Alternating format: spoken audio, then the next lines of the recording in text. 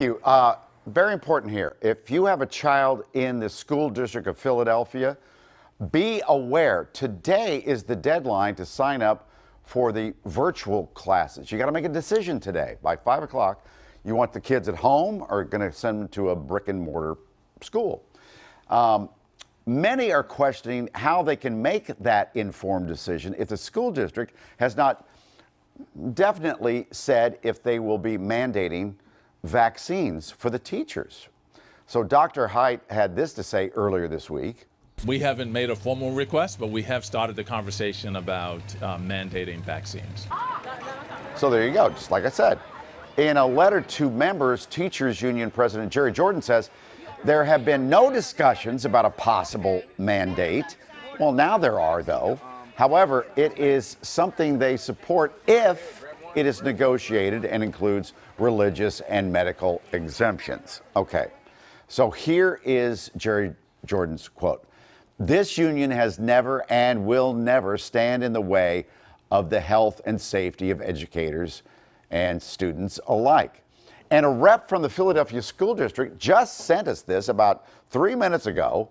Once the family is committed to Philadelphia Virtual Academy, in other words, teaching your kids from home, they lose their seat at special admit schools and would only have a right to return to their neighborhood school.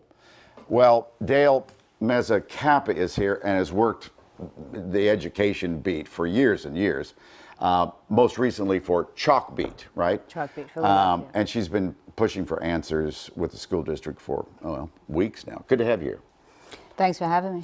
So how do I, as a parent, decide today if I want to have my child stay at home? You know, because I think the number one thing you would think is my child's teacher vaccinated? But if I don't know if the teacher's vaccinated, how can I make a decision? Well, the school district and the union apparently are talking about it now. And one pivotal thing that happened was that over the weekend, Randy Weingarten of the American Federation of Teachers and also the president of the NEA, the other major teachers union, said that quite explicitly that they were open to negotiated settlements with school districts around vaccination. Randy Weingarten said that she thought that this was now a matter of community responsibility. And the union in Philadelphia was one of the first, after she said that, to say that they were open to some kind of a negotiated mandate in which there would be knowledge, at least knowledge as to whether a teacher has been vaccinated. We asked Superintendent Haidt, we asked the mayor, and he didn't answer the question. He turned it over to Haidt. Do you think that an unvaccinated teacher should be allowed in a classroom? And what Haidt said was, I have no control over it unless we have some negotiation and we have some agreement with the union. I did check to see whether they had reached any agreement.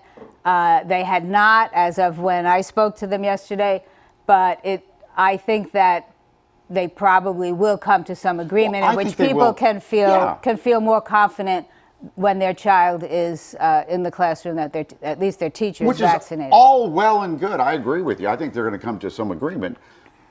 But I'm supposed to make a decision today as a mom or dad. Well, the other thing to consider about the virtual academy is the quality of instruction and the circumstances of how students are going to be taught.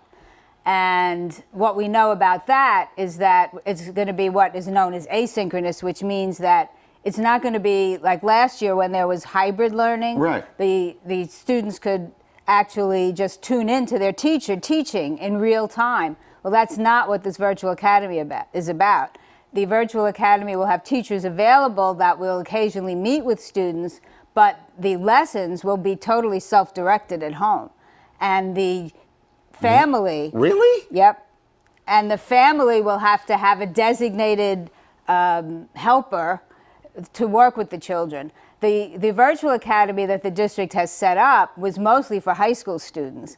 And most of the students who have enrolled in it, which have been between 500-600 students, have been between the 10th and the 12th grade. So if you're a younger child, and they're going to make them available from kindergarten on up, it's very much unknown as to how is that going to work. and how much more burden would it be on the family to actually direct the student's education. Hey, I've heard about this term called cyber charters, cyber charter schools. Right. And are they taking away from the school district? That's one of the issues why the district set up their virtual academy, is because Pennsylvania has like 14 cyber charter schools. And the way they're funded in Pennsylvania, it costs the school district a whole lot of money every time a student decides to enroll in a cyber charter. These cyber charters do not have a very good track record in terms of the traditional ways that we judge whether a school is doing well or not. But the district was trying to avoid having more students go to the cyber charters and cost them more money. So they've decided to expand the virtual academy. But the degree to which the virtual academy will be able to provide quality instruction to students, saying that the cyber charters, is really up in the air. My head is going to explode. So how, again, you're supposed to make a decision by 5 o'clock today, but you don't have enough information to make the decision. Couldn't we just extend it a week? I mean, is that a Well, possible? I asked specifically, one of the questions I asked before I came on was, is there any chance that the deadline might be extended? Yeah. And I was told no. It said it was a firm deadline. Well, It's the last information I had. Whether the district will change its mind, I don't know.